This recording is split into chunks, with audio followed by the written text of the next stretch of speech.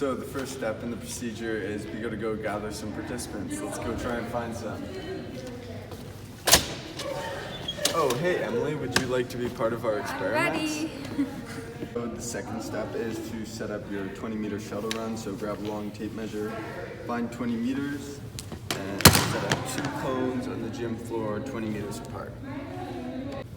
Are you filming? Okay, then you'll find your beep test online. We'll have a link to the YouTube of the beep test that we use, and you'll just perform your multi-stage fitness test. Start level 1. Okay, pretend to be tired.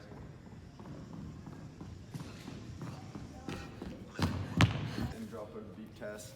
Record your score either on a sheet of paper or in your phone, and then repeat this on 3 different occasions.